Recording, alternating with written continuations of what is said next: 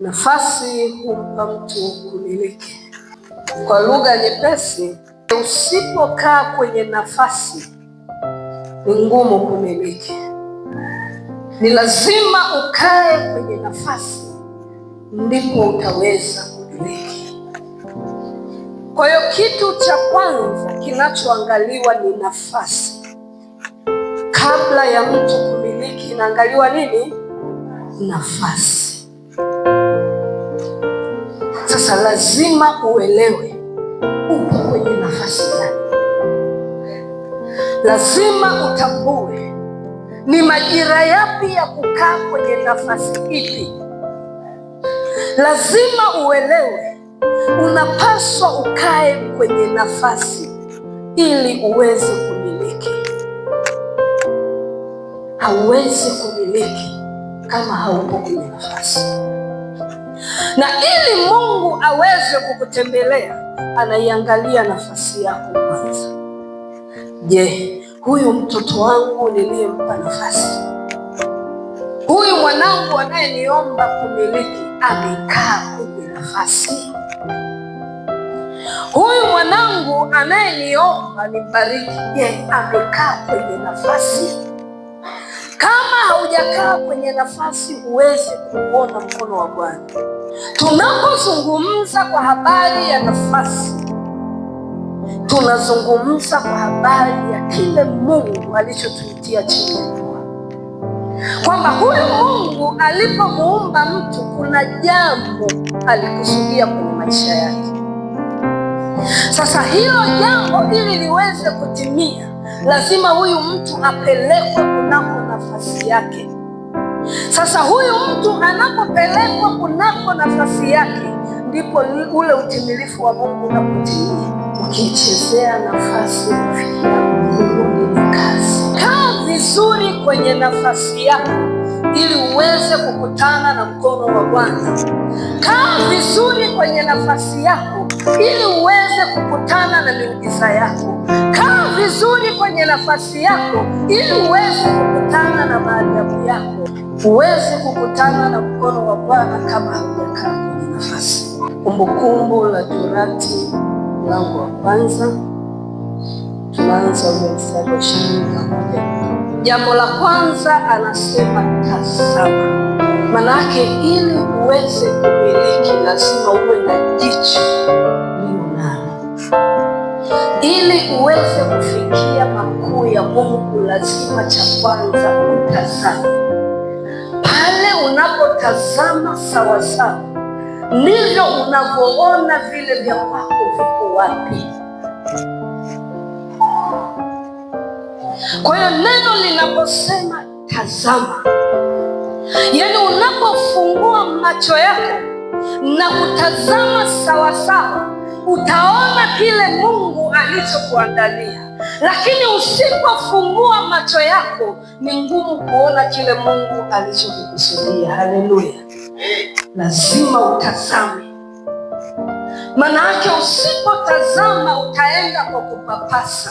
Unajua kipofu hata akiwekewa hapa chakula tamwanda, maana hana jicho linaloona, hana macho yanayomwelekeza hiki ni chakula. Kwa hiyo tazama, fungua macho yako, tazama. Unajua mpaka baba yetu ametuambia tena, huu ni mwaka wa kumiliki tena, lakini hauwezi kumiliki usipokaa kwenye nini? Yaani cha kwanza imekuja nini? Ameona mwaka jana tumeimba wimbo mwaka mzima, mwaka wa kumiliki. Ninaenda kumiliki majumba, na miliki magari. Mwambie mwanzo umiliki vingapi? Shida ipo kwenye kutazama. Unaona nini? Yaani kuna mtu toka mwaka umeanza naona hiyo leo roho lazima ikae chini ya miguu yako. Lazima uone kushinda katika maisha yako. Haijalishi unapitia nini, lazima uone ushindi wako uko wapi. Lazima ufungue macho yako. Ukijiangalia mwaka jana ulitumika kwa namna gani, badilisha namna ulivyokuwa unatazama mwaka jana. Mwaka huu tazama sawa sawa. Haleluya! Yaani kuna mwingine hajawahi kuona mazuri kwenye maisha yake, hajawahi kuona furaha kwenye maisha yake. Mtazamo wake siku zote unamwambia wewe huwezi, wewe ni wa kushindwa. Lakini mimi nasema wewe unaweza, nasema wewe ni mshindi. Na mwingine anaweza akawa anaona makuu kwenye maisha yake, lakini kuna mwingine jirani yake anaona tu kushindwa, huyu mtu hawezi kufanikiwa. Kuna watu wanaonaga yaani kushindwa tu kwa mtu mwingine, anaona tu kabisa huyu hawezi kufika, huyu hawezi kufanikiwa, huyu hata hakuna. Nasema hiyo roho ishinde. Wewe kaza katika kutazama kwako, uyaone yale Mungu aliyokukusudia katika maisha yako. Uone kile Mungu alichosema na wewe ile siku ulipookoka. Siku ulipookoka kuna jambo ambalo Mungu alishakuambia. Yaani hakuna mtu aliyeokoka hapa anapapasa hivi, yeye wapi huko jamani, naenda Kila aliyeokoka ana macho. Mungu alishasema naye kwamba wewe utafika sehemu fulani, wewe utakuwa mtu mkuu, wewe lazima ushinde, wewe ninakutengeneza kuwa mtume, wewe ninakutengeneza kuwa mwinjilisti, wewe ninakutengeneza kuwa fulani. Tazama. Twende kipengele cha pili hapo hapo 21. Nchi mbele. Hiyo ni pointi ya pili. Pointi ya kwanza, tazama. Lazima utazame. Sasa Mungu anapokuambia tazama, cha kwanza maana yake kuna kitu anataka kukuonyesha. Haleluya. Ukaone manake nchi aliyoiweka mbele yako, manake yale mema aliyoyaweka wapi? Mbele yako. Yale mema aliyoyaweka Mungu mbele yako, manake hakuna wa kuyaondoa. Maana cha kwanza umetazama na umeona. Sasa kama umetazama na ukaona, manake umekiona kile ambacho Mungu amekuandalia mbele yako. Sasa kile ambacho yeye ameshakuandalia umekitazama, ukajua hili ni gari langu. Kuna mtu atakuza, utamwachia mwizi kweli? Tazama, Mungu ameweka nini? Nchi mbele yako, manake mema ameyaweka wapi? Mbele yako. Lazima uyafikie, maana huwezi pia kuyafikia hayo mema kama haujachukua nini? Hatua. Kwa sababu unapotazama unajua, hiki ni kiwanja. Umetazama. Baada ya kutazama kwamba hiki ni kiwanja, lazima uchukue hatua ya kuenda mahali pale. Sasa unapochukua hatua ya kuyaendea mema yako, lazima uyamiliki. Lakini kama haujachukua hatua, huwezi kuyafikia nini? Yale mema yako. Wakati ni sasa. Chukua hatua ili uyachukue yaliyo ya kwako. Anasema haya, panda fanya nini? Panda fanya nini? Itamalaki hiyo nchi. Yaani umeshafika mahali pale, sasa lazima upatamalaki kwamba hapa ni pa kwangu, hii ni miliki yangu. Sasa hili eneo la panda, maana yake kuna maeneo mengine hautateremka tu hivi mteremko. Kuna mahali pengine patakutaka wewe upande. Sasa hilo eneo la kupanda, kuna vilima, kuna milima. Unatamka nini wakati unapitia majaribu? Maana mlimani huko ndo kwenye majaribu. Yaani ukiota milima, maana yake majaribu. Sasa pale unapokuwa mlimani, huwa unatamka nini? Wakati umepandishwa kwenye kilima, huwa unatamka nini wewe? Yaani mimi Mungu kaniacha, yaani mimi jamani, yani mimi Wakati unapokuwa mlimani ndo wakati wako mzuri wa kuimba wimbo, maana maombi huwa yaombeki mlimani. Yani kuna milima ukatae, ukubali, upende mwenyewe, usipende, kupanda lazima. Kila mmoja kwa nyakati zake na majira. Hatuwezi kufanana, si ndio? Wakati mwingine anateremka, wewe unapanda. Ukiwa kule mlimani sasa, unawaza nini? Unanena nini? Unajitabiria nini? Unatenda nini? Hivi ukiwa kwenye majaribu, huwa unatamka nini? Huwa unaongea nini wewe? Yaani huo mdomo wako huwa unasema nini? Saa hujui utakula nini, saa hujui watoto wanaendaje shule, saa hujui umefukuzwa na mume nyumbani kwako, unasema nini? Saa unaenda kwenye biashara imekutolea macho hivi, yaani ukienda kila siku mzazi na kuangalia hivi, mpendwa, umekuja na leo. Unaenda shambani unakuta mazao yanakutolea macho hivi, ya wenzio yamechangamka yanacheza cheza, ya kwako imekutolea macho hivi. Umekuja leo tena, unatamka nini mpendwa? Yaani mambo ya kujilaani sasa. Alafu unajilaani asubuhi, unajilaani mchana, alafu jioni Baba, niko mbele zako, naomba unikumbuke, bariki maisha yangu. Toka asubuhi unajilaani. Baraka hizo zitakuja, miujiza hiyo itakuja. Wewe toka asubuhi una kazi ya kulaani mume wako. Yaani mwanaume pumbavu kabisa, yaani mwanaume hana akili kabisa, hamna hata kitu anaacha, watoto wanapata shida, alafu kesho asubuhi namka. Sasa unatuachaje? Kuna kitu utapata. Lakini ukijifunza kumbariki, hata kama leo hana, anajua mke wangu huwa ananibariki, ngoja nijikaze tu basi, hata miezi 2 niende nazo nyumbani. Unashangaa baba anakuja na kamfu, haujachangamka, haujafurahi. Lakini kama kila siku wewe ni mtu wa fulani, mtoto anaenda shule, yaani ile lipumbavu kabisa, ndo maksi gani umeniletea hizi, na kesho akienda anakuletea hizi, kwa sababu kila leo umejifunza kumlaani mwanao.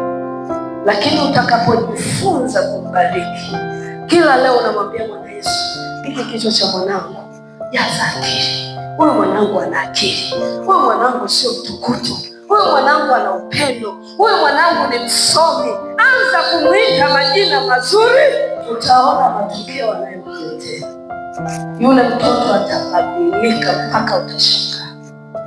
Lazima ifike mahali ujue kujibariki, hasa unapopita kwenye changamoto, unapopita kwenye hali ngumu.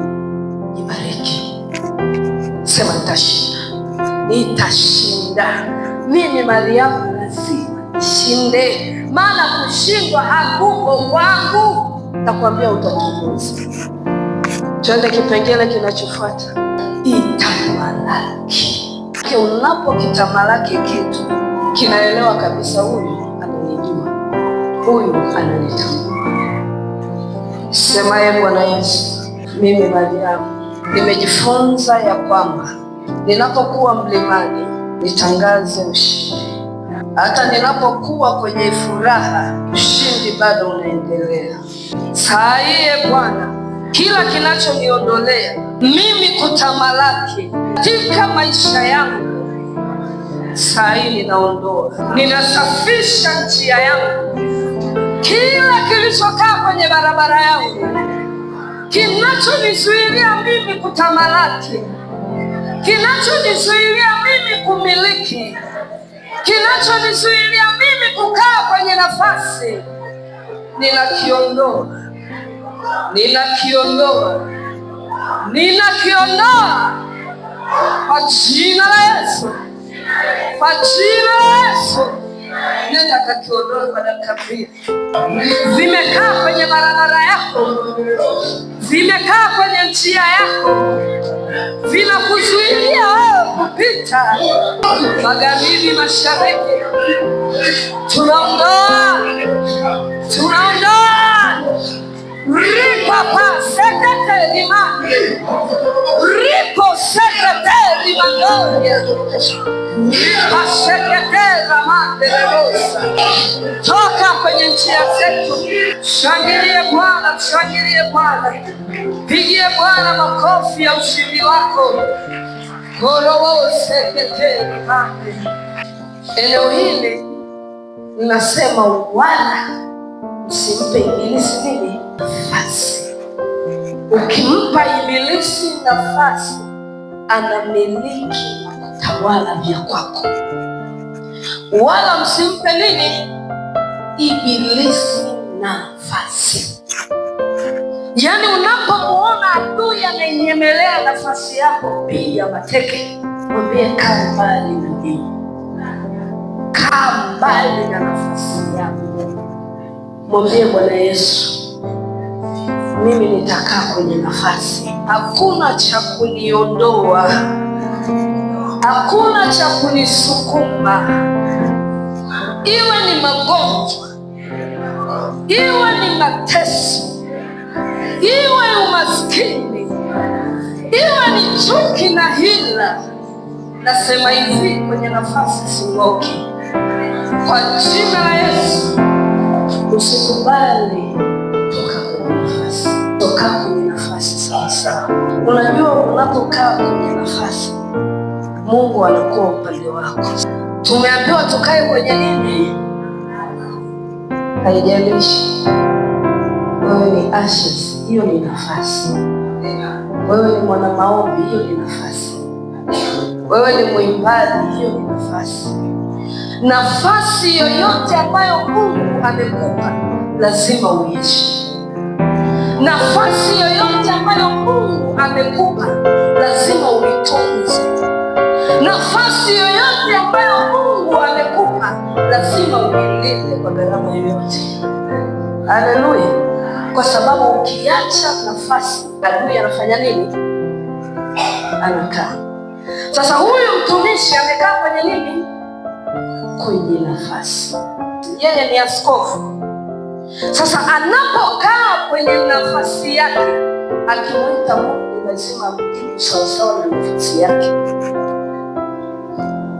kwa sababu ziko baraka zinazoambatana na nini? Mwambie mzee, umeelewa? Ziko baraka zinazoambatana na nafasi ya mtu. Sasa huyu mtu kama hajakaa kwenye nafasi, hawezi kukutana na ile baraka yake. Ili aweze kukutana na mibaraka ya uaskofu, lazima akae kwenye nini? Kwenye nafasi. Huyu ni mwimbaji, si ndio? Anajijua yeye ni mwimbaji, lakini hajakaa kwenye nini? Kwenye nafasi. Sasa kama hajakaa kwenye nafasi, nani anakaa? Amen. Na akikaa ibilisi kwenye hiyo nafasi hii, ndio utasikia chokochoko za kila design kwenye hicho kundi. Utasikia kelele za kila namna kwenye hilo kundi. Unajua tu hapa kuna watu hawajakaa kwenye nafasi. Sasa yeye bado hataki kukaa kwenye nafasi, ila anaipenda. Yaani kuitwa mwimbaji anafurahi kweli kweli, lakini bado hataki kukaa kwenye nini? Kwenye nafasi. Sasa bado yuko nje ya wito wake, bado yuko nje ya nafasi. Kelele zinafanya nini? Zinaendelea. Usipokaa kwenye nafasi, adui anakuja kukalia nini? Hiyo nafasi. Amekaa, ndio tunajua amekaa, tunamuona kwenye uimbaji kila siku, tunamuona anamtumikia Mungu, lakini hajakaa wapi? Kwenye nafasi yake. Sasa anaposhindwa kukaa kwenye nafasi, anasababisha kelele. Amenielewa? amejitambua kwamba sasa yeye ni mwimbaji, yuko tayari kutembea sawasawa na kusudi la Mungu. Huyu amekaa kwenye nafasi, lakini still hajiamini, bado ana mashaka, bado ana wasiwasi. Haleluya! Lakini yuko kwenye nini? Kwenye nafasi, hajiamini. Sasa kama hajiamini, atafanya mambo kwa usahihi? Kama hajajikubali, atafanya mambo mazuri? Tutashangaa madumu. Hawa ni watumishi. Haleluya! Kuna watu hawako tayari kukaa kwenye nafasi zao kabisa, ila wanapenda kukaa kwenye nafasi za wenzao. Sasa kama amemkalia huyu atafurukuta, ataonyesha vipawa vyake, ataonyesha nguvu ambayo Mungu amempa. Sawa, kaa kwenye nafasi yako sawasawa, jiamini.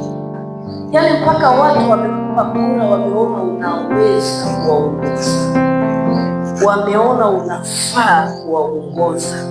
Sasa pale wanapoona unafanya vitu vya tofauti, wanajutia, hivi kwa nini nilimpa kura yangu?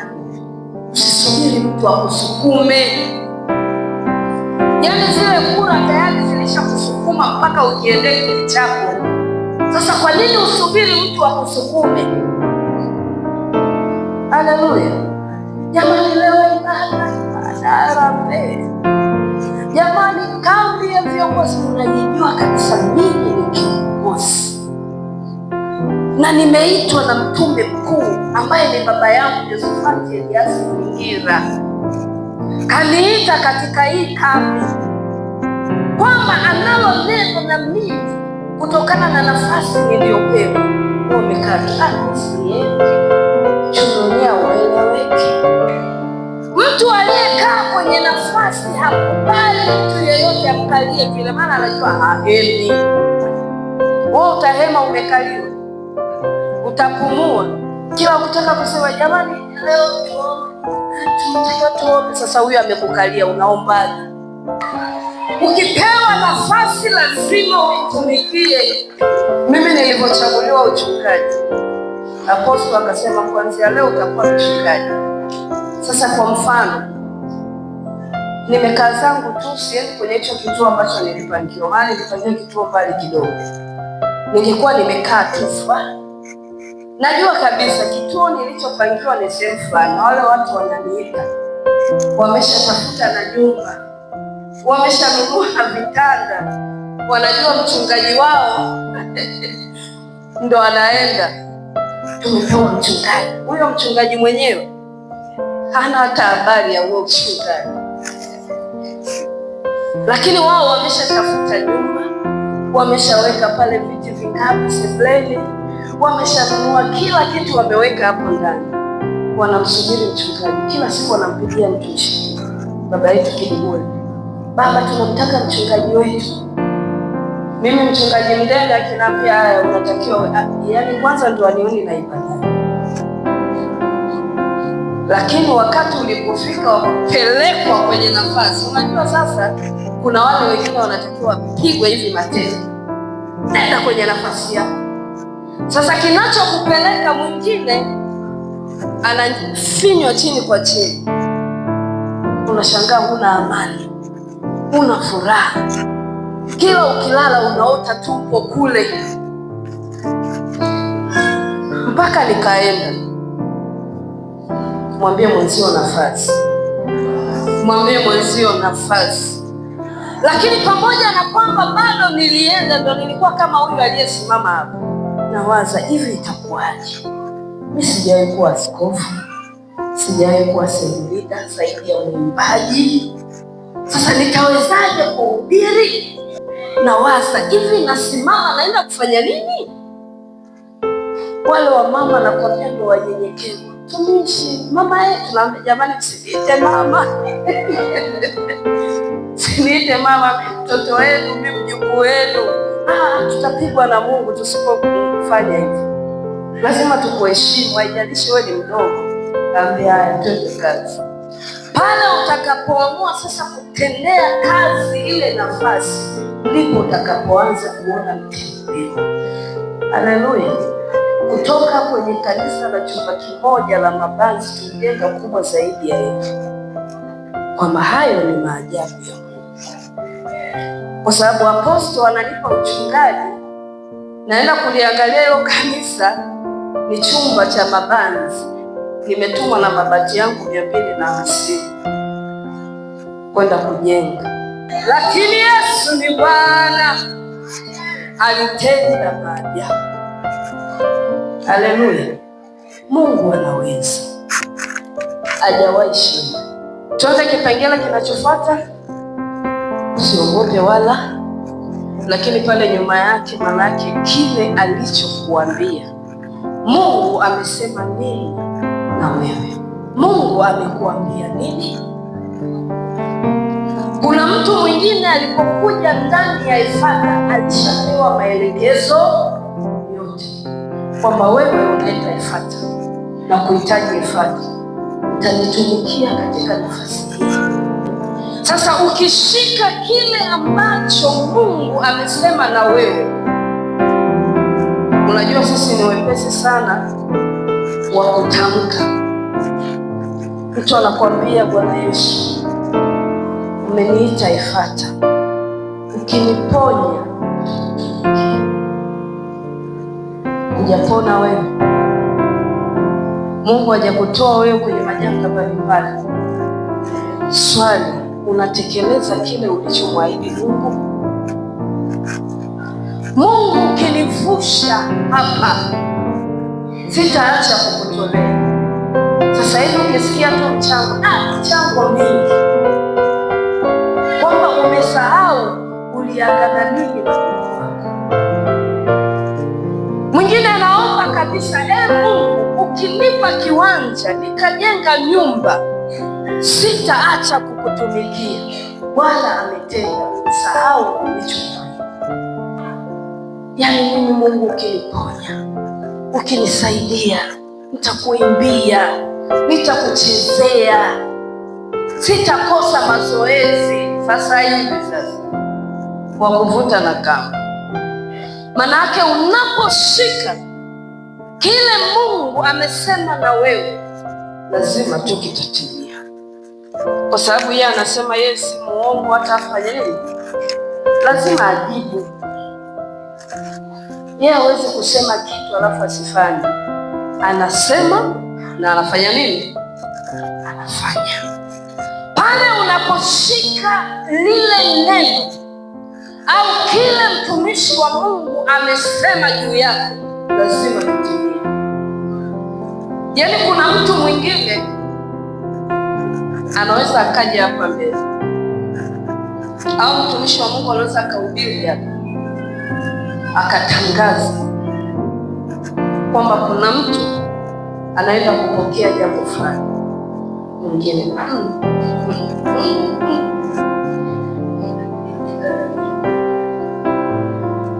unamuita mtu hapa mbele, Roho Mtakatifu amesema na wewe kwamba huyu mtu ndani ya miezi 3 anaenda kumiliki gari. Ngoja tuone gari. Gari kabisa. Yule anaondoka mahali hapa ameshikilia lile neno kwamba kuna gari langu ndani ya miezi 3. Anaatamia hilo neno, analitolea sadaka hilo neno, kwamba ndani ya miezi 3 kuna jambo jipya linaenda kutokea kwenye maisha yangu, na lile jambo linaenda kutokea kweli. Lakini kama akiondoka amelisikia lile neno akaliacha, haviwezi kutokea. Unapokea kwa moyo wa shukrani, lakini mwingine anakuloga kwa maneno. Wapi huyu gari, maisha yake yenyewe haya, anaishi maisha yenyewe ya ovyo kabisa. Gari litoke wapi huyu kabisa? Kipengele cha mwisho ndio hiki kinasema, usiogope wala usifanye nini, usifadhaike. Isaya 43 mstari wa kwanza mpaka ule wa 6, Kutoka ile 14:13 mpaka 14. Anasema Bwana atawapigania, nanyi mtanyamaza. Maana yake vita ulionayo sio ya kwako, bali ni vita ya nani? Kwa hiyo adui hapambani na wewe, anapambana na Mungu uliye naye, anapambana na nguvu ya Mungu ndani yako. Hawezi kukushinda hata siku. Ushindo mkuu umesikika kwamba farasi na wapanda farasi hawako tena, maana Bwana ametupigania. Hakuna cha kutushinda wala hakuna cha kutuzuilia sisi kwenda, lazima tushinde. Kwa hiyo wakati waimbaji wanaimba, wewe unaenda kutangaza kwamba Bwana Yesu, rimashanda rimakuta rimayando, hakuna cha kunishinda, mimi ni mshindi, maana farasi na wapanda farasi wametupwa wote baharini. Haleluya! Hakika tuko salama, nyumba zetu ziko salama, afya zetu ziko salama, biashara zetu ziko salama, watoto wetu wako salama, ndoa zetu ziko salama.